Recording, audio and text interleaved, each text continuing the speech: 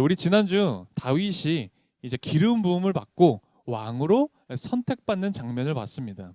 이후 다윗은 사울의 왕궁으로 들어갑니다. 그래서 거기서 무기 든 자의 역할을 감당하죠. 이스라엘의 다음 왕으로 선택받았지만 하나님이 세우시기 전까지는 이 다윗도 낮은 자의 자리에서 이 섬기는 훈련을 계속 받아왔어요. 그러고 보면 우리 예수님도 그러셨죠. 낮은 자의 목수로서 30년을 사시다가 그리고 그 이후에 공생의 이 십자가 사역을 시작하셨다는 것 우리 기억하게 됩니다. 우리가 어떤 일을 하는가 이상으로 중요한 게 어떤 마음으로 하는가예요. 아직까지 이름 없던 이 목동 다윗이 역사의 중심에 서게 되는 순간이 생각보다 아주 빨리 찾아왔습니다. 왜? 위기는 기회다. 그런 얘기 하잖아요. 이스라엘 이 국가에 위기가 찾아왔습니다. 블레셋이 쳐들어왔던 거죠. 그런데 이전까지와는 굉장히 달랐습니다. 왜냐하면 이 무시무시한 골리앗이라는 장수가 이끄는 블레셋 대군이 이제 이스라엘의 파도처럼 몰려와서 공격을 했기 때문이에요. 골리앗과 이 블레셋의 이 대군을 이렇게 그 모습을 이렇게 보게 되면 그 공격하는 모습을 보게 되면 오늘날 바로 이 오늘날 우리들을 살아가고는 이때에 이 그리스도인들을 공격해오는 이 세상의 악한 영 그리고 악한 세상 권세의 모습을 우리가 생각해 볼 수가 있습니다. 여러분 우리가 언제 공격받는지 아세요? 약할 때 공격받아요. 우리가 약할 때 공격받는 겁니다. 이스라엘도요. 사무엘이 다스릴 때 또 사울이 타락하기 전 그 이스라엘을 다스릴 때 그래도요 그때는요 블레셋이 쳐들어올 수가 없었어요. 그런데 사울이 타락하고 성경에서는 하나님의 영이 떠났다 그렇게 표현하고 있죠. 그렇게 되자 호시탐탐 복수할 기회를 노리고 있던 이 블레셋이 쳐들어온 겁니다. 마귀가 우리를 언제 공격하냐면 참 치사해요. 참 치사해요. 그리고 참 전략적이에요.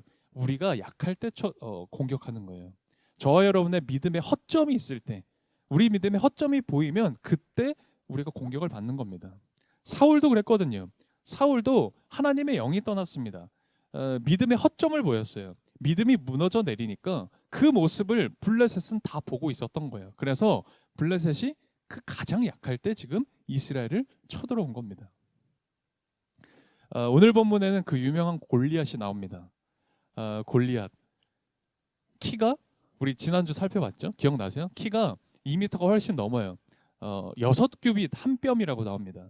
우리 그 센티미터랑은 다르기 때문에 이렇게 계산을 해보면요 2m 80 정도라고 해요. 야, 그러니까 진짜 커요. 2m 80이면요 진짜 큰 거예요. 우리 여러분들 사는 집 층고가요 보통 2m 30에서 50 정도 사이입니다. 그러니까 우리 집 천장보다 더 키가 큰 거예요. 야 진짜 크다 이런 생각 들더라고요. 그래서 오늘날 우리 이 세계에서 제일 큰 사람들은 좀 어떤 사람들일까 찾아봤어요. 오늘날 세계에서 가장 평균 키가 큰 사람들은 어느 나라 사람일까를 찾아보니까 글쎄 네덜란드인이라고 하더라고요. 남자 평균 키가 얼마냐? 184. 와, 커요. 여자는 171. 네덜란드인은 야, 진짜 크구나. 그런 생각을 했어요. 우리나라는 어떨까? 중요한 건 이제 우리나라 아니겠어요? 그래서 찾아보니까 2022년 기준이 최신이더라고요. 찾아보니까 남자 평균은 172.5, 여자 평균은 159.6. 그막 비교하니까 왜 이렇게 작아? 막 이런 생각 좀 들었어요. 물론 우리나라에 작은 사람만 있는 건 아닙니다. 저는 이제 오늘 본문이 또 골리앗 본문이라서 우리나라의 테크노 골리앗 아세요? 최영만 너무 옛날 사람인가? 아시죠? 최영만. 저 최영만 실제로 본 적 있어요 아내랑. 그 주변에 살았어가지고 예전에 마트 가는데 있는데 와 진짜 골리앗이 이만하겠나 이런 생각 진짜로 했었습니다. 그 큰 최영만 키도 2m 18cm예요. 야 그럼 골리앗이 얼마나 큰 거예요 사실. 그래서 거기까지 찾아봤어요. 뭘 찾아봤냐면 세계에서 가장 키가 큰 사람 기네스북. 예, 이름이 로버트 워드라는 사람인데요. 2m 72. 예, 이게 여태까지 제일 큰 사람이라고 하더라고요. 그러니까 딱 그만했겠다. 그런 생각을 했어요. 아, 골리앗 진짜 컸구나. 진짜 거인 같은 사람이었구나. 그런데 이 골리앗이라는 사람이 그냥 키만 컸던 게 아니었어요. 키만 큰 게 아니라 그는 전쟁에서 수없이 싸움을 해오면서 싸움에 능한 거의 인간 병기였어요. 게다가 오늘 성경을 보게 되면 그의 외형에 대해서 좀 설명을 하는데 특별히 입은 갑옷의 무게를 설명합니다.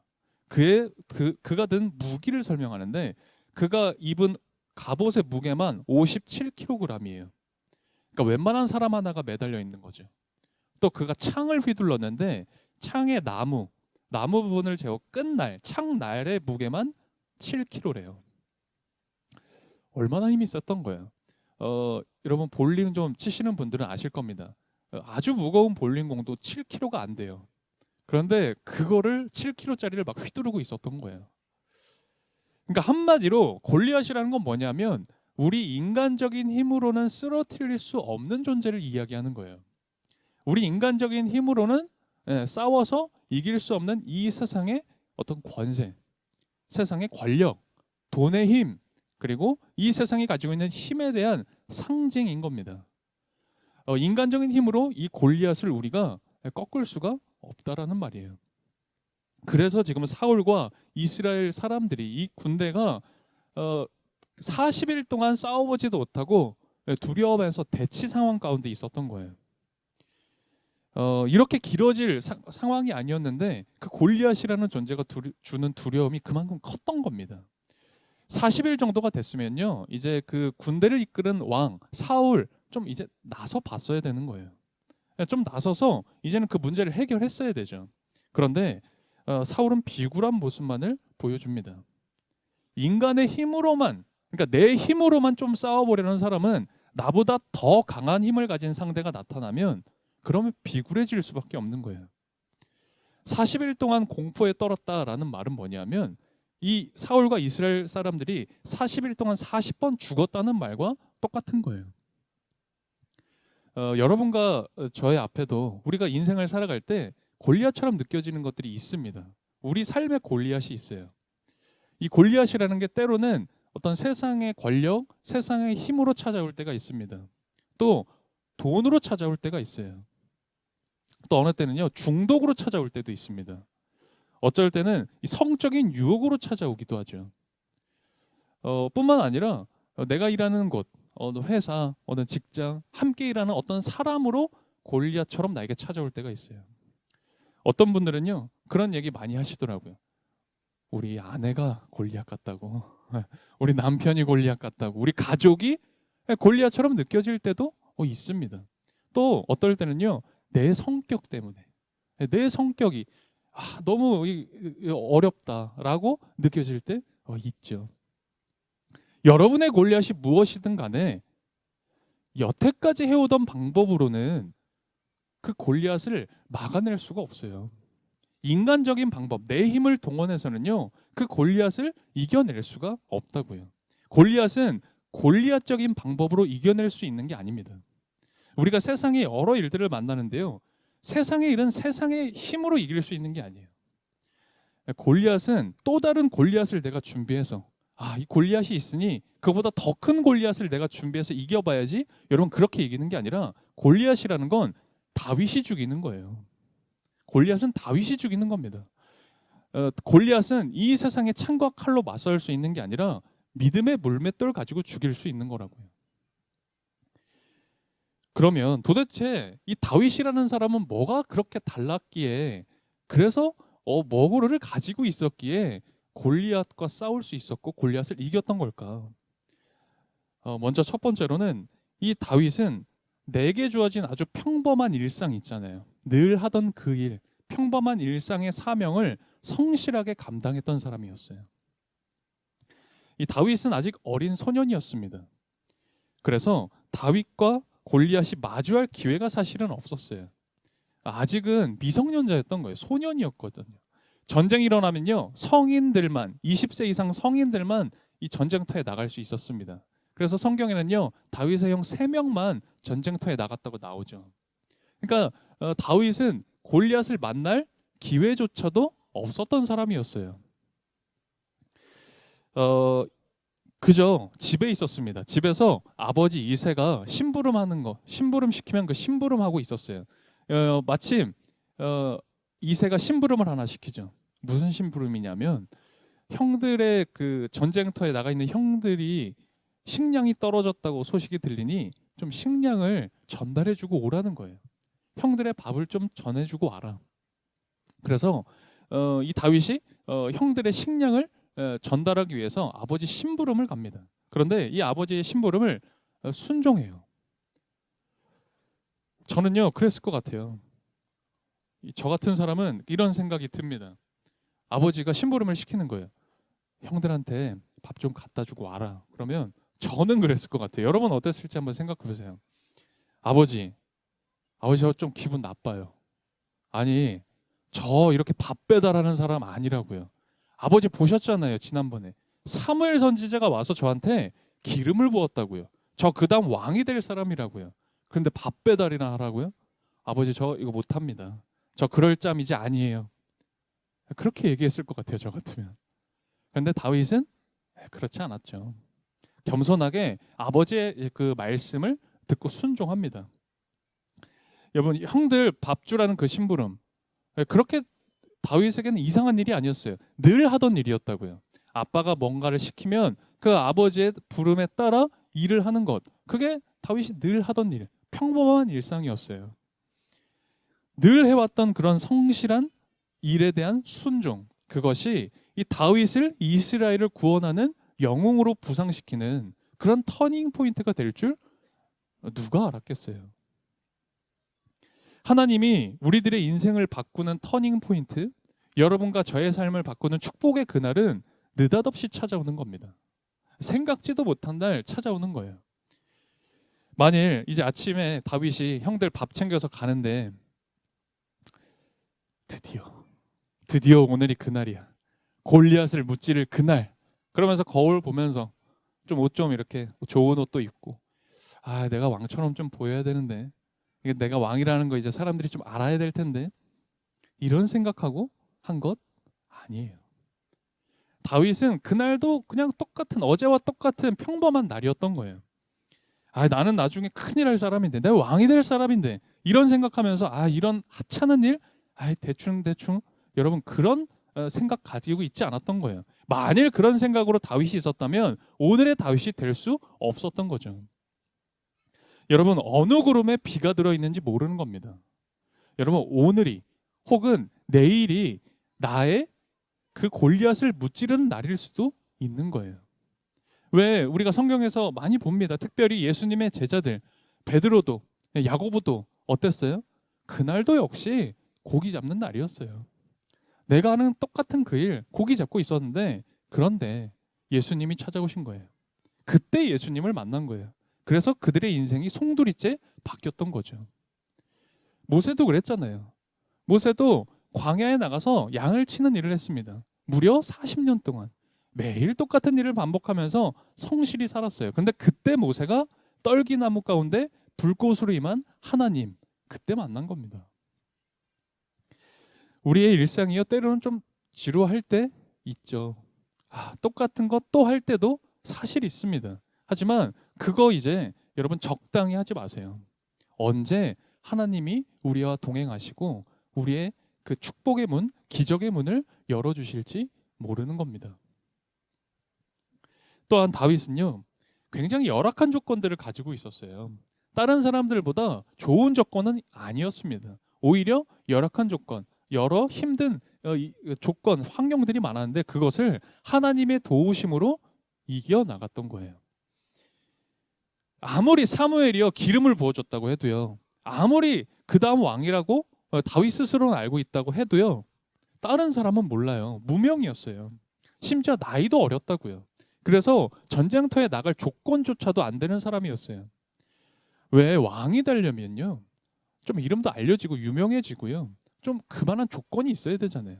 뭐 예를 들어서 큰 공을 좀 세워야 되는 거잖아요. 사람들이 인정할 만한 것들이 있어야 그래야 왕이라는 게 되는 거 아니에요? 그런데 지금 다윗의 조건으로는 그럴 기회조차도 없어요. 왜 요즘 우리가 왜 그렇게 조건을 따져요? 우리 뭘 하든지 다 조건과 환경과 그 사람이 가진 스펙을 따집니다.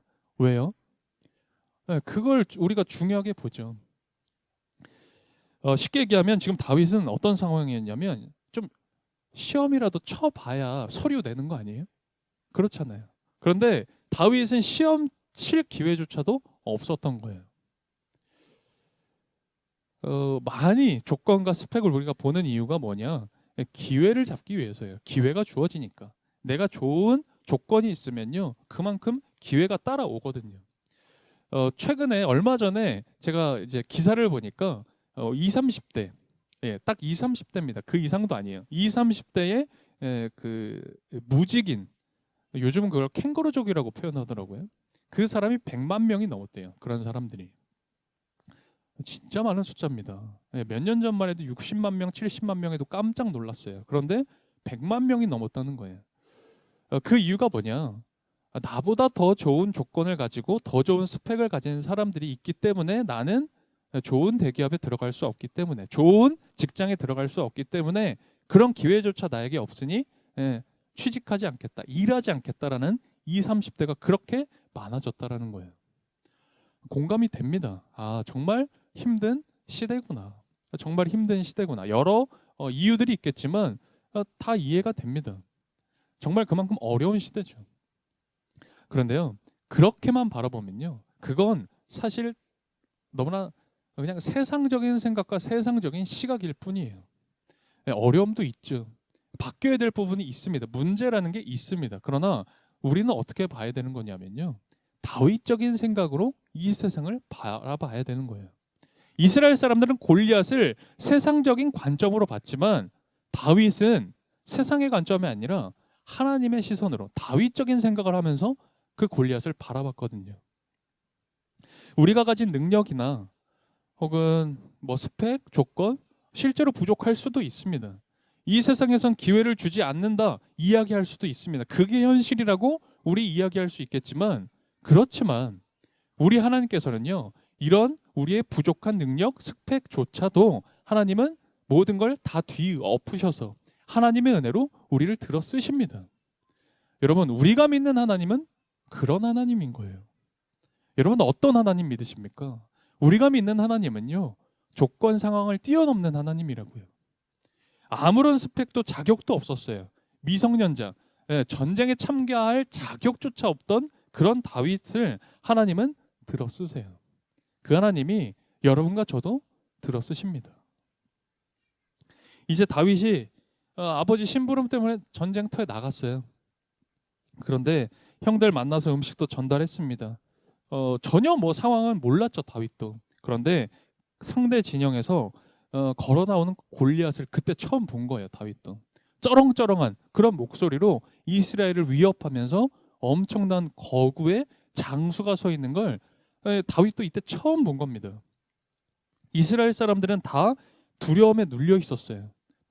골리앗이라는 존재에 너무나 두려웠던 거죠. 생전 본 적 없는 골리앗을 처음 다윗이 봤을 때 어땠을까? 다윗도 두려웠겠죠. 어떻게 다윗이 안 두려웠겠습니까? 그러면 40일 동안 이스라엘 군대가 골리앗을 봤다 그랬잖아요. 그럼 어땠을까요? 이 이스라엘 사람들은 좀 익숙해졌을까요? 왜 뭐든 좀 자주 보고요, 계속 보면요 익숙해집니다. 그렇게 큰 키도요 좀 익숙해지지 않았겠어요? 그 두려움도 좀 익숙해지지 않았겠어요? 저는 그런 생각이 들었는데 그렇지 않더라고요. 오늘 본문 24절을 보면 이렇게 나와 있어요. 우리 24절 한번 같이 읽어볼까요? 한 목소리로 24절 읽겠습니다. 이스라엘 사람들은 그를 보고 두려워하며 모두 그 사람 앞에서 달아났다. 아멘. 그러니까 지금 이스라엘 사람들이 익숙하기는커녕 지금 한번 창칼을 맞댄 적도 없어요. 실제로 무력으로 전쟁을 일으키지도 않았는데 그냥 이제 너무나 그 존재가 커지고 두려워져서 그걸 보고 도망간 거예요. 달아나 버리죠. 그러니까 40일째 이 사람들이 어떻게 살아왔는지를 보게 되는 거예요. 40일 동안 그들은 어떻게 살아왔죠? 예, 골리앗을 큐티하면서 골리앗을 묵상하면서 살아왔던 거예요. 아침에 일어나면 골리앗 생각하고, 그리고 저녁에 잠들기 전에 골리앗 묵상하고, 예, 개인적으로도 묵상하고, 또 어떻게 해요? 우리처럼 랑모임 할 때, 예, 사람들이 이렇게 모이면 또 어떻게 해요? 골리앗 묵상하고 골리앗 이야기하고, 그렇게 골리앗 생각하면서 40일을 살아왔던 거예요. 우리가 아침 저녁으로 하는 게 뭡니까? 예, 틈만 나면 하는 게 뭐예요? 이렇게 꺼내가지고 뉴스도 보고, 그쵸? 어떤 소식도 듣고. 저도 오늘 뭐 소식 들었어요. 2호선 탈선했다. 예, 그거 이렇게 알게 되고 소식 듣고, 또 뭐 인스타그램, 유튜브, SNS 혹은 어떤 매체 이런 거 통해서 우리가 접하는 여러 소식, 이야기들, 뭐 어떤 누군가의 이야기도 듣고 그렇습니다. 근데 저는 그런 생각했어요. 그런 생각이 드는 거예요. 저도 이렇게 보면서도, 아, 이게 골리앗 보는 거구나. 이게 내가 이걸 알아야 된다고 생각하면서 보고 있었는데, 때로는요, 이게 골리앗이구나 이런 생각 드는 거예요. 여러분과 저의 신앙이 무기력할 때가 있어요. 우리가 신앙이 왜 이렇게 무기력하지? 왜 이렇게 힘이 없지 신앙이? 여러분, 근데 기도하고 말씀 보는 시간보다 골리앗을 묵상하고 골리앗을 바라보는 시간이 우리가 훨씬 더 많거든요. 그러니까 그 골리앗이라는 존재가 나에게 두려움일 뿐인 거예요. 우리가 다 바쁘게 삽니다. 여기 안 바쁜 사람이 어디 있습니까? 우리 다 바쁘고 시간에 쫓기면서 사는데요. 그렇게 바쁘면서도 우리가 어떻게 살아요? 시간을 쪼개고 쪼개서 골리앗 묵상하는데 그 시간을 써요. 어떻게든 여유를 갖고 골리앗을 보고 싶어 합니다. 골리앗만 계속 보고 그것만 붙잡고 있으면 우리 신앙의 교착 상태는 끊어낼 수가 없는 겁니다. 이스라엘은 지금 골리앗만 바라보고 있어요. 골리앗만 묵상하면서 있습니다. 그러니까 패배감에 짓눌려서 도저히 일어서지를 못했던 거예요. 그런데요, 이 사람들이 참 그래요. 두려워요. 참 두려워하고 골리앗이 무서운데도요, 이 마음이 어떠냐? 마음은 저기 콩밭에 가 있어요. 그게 25절에 나옵니다. 우리 25절도 한번 볼까요? 우리 25절 한 목소리로 읽어보겠습니다. 같이 읽겠습니다. 저기 올라온 저자를 좀 보게. 군인들이 서로 말하였다.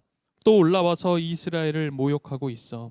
임금님은 누구든지 저자를 죽이면 많은 상을 내리실 뿐 아니라 임금님의 사위로 삼으시고 그의 집안에는 모든 세금을 면제해 주시겠다고 하셨네. 아멘. 보세요. 골리앗과 싸우는 건 두려워요. 골리앗이라는 존재가 정말 공포스러워요. 그런데 그를 죽여서 얻는 보상은 관심이 많아요. 야, 골리앗 죽이면 이런 거 얻을 수 있다며, 이런 얘기하고 있는 거예요, 지금. 하나님의 영이 떠난 타락한 사람들의 모습이 딱 이런 거예요. 지금도 이런 사람들이 얼마나 많아요. 하나님의 영이 따는 사람들은 다 이렇게 살아갈 수밖에 없는 겁니다. 사울은 또 어땠을까요? 내가 싸울 용기는 없어요. 그러니까 이런 보상을 걸어놓은 겁니다. 포상금을 걸어놨어요. 그런데 그 포상금에 반응하는 사람, 아, 그런 거 가지면 좋겠다 이야기는 하는데 아무도 목숨을 걸고 나서는 사람은 없었던 거죠. 인간적인 동기부여가 아무리 대단하다고 할지라도 사실 그냥 이 정도일 뿐인 거예요. 여러분, 우리가 무엇을 하는 것보다 무엇을 위해 하고 있느냐가 더 중요한 거예요. 이 세상은요, 이 세상에서 주어질 보상을 위해서 살아라, 그렇게 얘기하는 거예요. 그런데 다윗은 완전히 그 다른 마인드를 가지고 있었어요. 그는 완전히 다른 마음, 다른 생각을 했던 거예요. 그래서 40일 동안 끊어내지 못하고 있던 이 교착 상태를 다윗은 단번에 너무나 쉽게 끊어내 버립니다. 다윗이 아직 싸우기 전이에요. 물맷돌을 던지기 전이었습니다. 그런데 이미 다윗은 승리했어요. 이미 다윗은 이 싸움에서 이겨버린 겁니다. 그게 26절을 통해서 굉장히 강렬하게 드러나죠. 우리 26절도 다 같이 한 목소리로 읽어보면 좋겠습니다. 다윗이 곁에 서 있는 사람들에게 물었다. 저 블레셋 사람을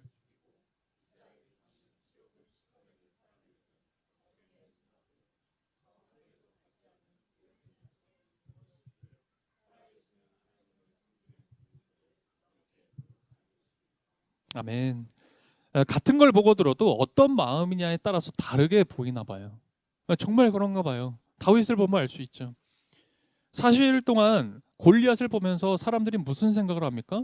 골리앗의 키를 봤죠. 외형을 봅니다. 그가 가진 무기를 봤잖아요. 전투력을 봅니다. 그가 가진 전략들을 봤어요. 그가 가진 노하우, 그가 가진 힘을 봤다고요. 분석하면 분석할수록 어때요? 절망스럽죠. 야, 도저히 이길 수는 없겠다. 도저히 이길 수 없는 상대다. 아무도 다윗처럼 골리앗을 죽일 생각은 아무도 하지 않았어요. 골리앗이 하나님의 이름을 모욕하고 있는데, 그런데 아무도 하나님의 이름으로 모욕받는 걸 분노하지 않습니다. 다윗은 골리앗의 사이즈에 겁을 먹지 않아요. 대신 분노합니다. 왜 분노해요? 하나님의 이름을 모욕한 것에 분노하는 겁니다. 왜냐하면 다윗은 정말 진심으로 하나님을 사랑했거든요. 우리가 무엇에 분노하는가를 보면 내가 뭘 사랑하는지를 사실 알 수가 있습니다. 돈을 사랑하는 사람들은 돈과 관련돼서 그렇게 화를 많이 내요. 왜 그런 사람이 있습니다. 하나님을 위해서 하는 일에 대해서는 그렇게 너그러워요. 하나님을 위해서 하는 그 모든 일에는 여유가 넘쳐요. 그럴 수도 있지. 좀 못하면 어때? 라고 이야기하는데요. 내가 사랑하는 무언가에 조금이라도 흠이 잡힐라 치면 불같이 화를 내는 사람들이 있습니다. 내가 무엇을 사랑하는지, 내가 무엇에 화를 내는지를 보면 사실 알 수 있어요. 이스라엘 사람들은 모두 골리앗이라는 그 외형에 겁을 먹었습니다. 두려웠죠. 그런데 다윗이 겁에 질리지 않았던 건 골리앗이 두려운 것보다, 골리앗이 안 두려웠던 게 아니라고요. 두려웠지만 하나님을 사랑하는 열정이 그만큼 더 컸던 거예요. 하나님을 사랑하면 골리앗에게 눌리지 않는 겁니다. 여러분, 우리 기억합시다. 저와 여러분 다시 한번 오늘 이 본문을 통해서 기억하고 마음속에 새겨야 될 건, 골리앗을 이길 수 있는 건 골리앗을 너무 묵상하지 않을 때예요. 우리가 세상을 이기는 길은요, 세상을 너무 바라보지 않을 때 가능한 거라고요. 하나님만을 바라볼 때 이 세상도 내가 이기기 힘든 그 무엇가도 우리 이길 수 있는 겁니다. 모든 것이 다 부족해 보이는 그 다윗이라는 이 소년은 하나님을 향한 열정만은 누구보다 더 컸었어요. 하나님을 정말 사랑했습니다. 그런 다윗의 마음에서 이미 이 블레셋과의 전쟁은 끝난 거예요. 이미 골리앗을 이겼던 겁니다. 우리가 지금 살아가는 이 시대, 오늘날 이 시대가요, 정말 제가 그런 표현 자주 드리진 않지만 정말 영적으로 봤을 때 진짜 암울한 시대라고 느껴집니다. 이 세상, 골리앗과 같은 이 세상은요, 우리 교회와 또 우리 그리스도인들을 정말 압박하고 세상의 그 어둠의 영으로 우리를 옥죄오는 것 느껴집니다. 교회와 하나님의 이름이 땅에 떨어져 있는데, 그런 모욕을 받는데 우리 여러분과 저 끽소리도 못 하잖아요. 그냥 그러고 삽니다. 그런데 그런 시대에 바로 오늘날 저는 이 사무엘상 말씀 읽으면서 어쩌면 하나님이 여러분과 저를 그런 다윗처럼 이 시대의 다윗으로 부르신 건 아닐까? 그런 생각해보고 또 그런 소망 가져봅니다. 여러분과 저도요, 오늘 이 말씀에, 그리고 하나님의 이 그 부르심에 담대하게 일어선다면 우리가 맞닥뜨린 이 영적인 전쟁, 이 영혼의 일들에 담대하게 맞서고, 그리고 이 전쟁의 향방을 우리들이 바꿀 수 있지 않을까.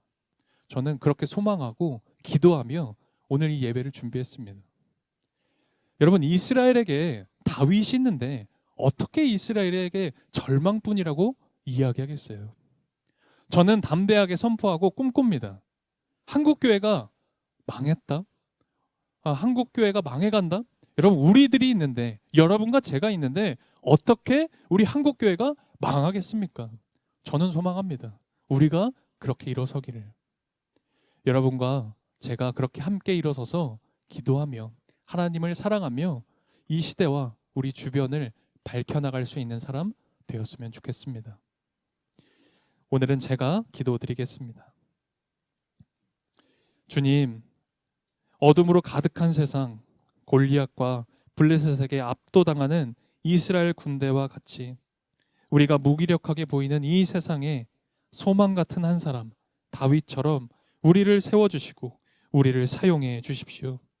세상의 것들보다, 세상의 것들을 잡기보다 우리 손에 믿음의 물맷돌을 잡게 해주십시오. 하나님께서 승리를 허락해 주실 줄 믿습니다. 예수 그리스도의 이름으로 기도드립니다. 아멘.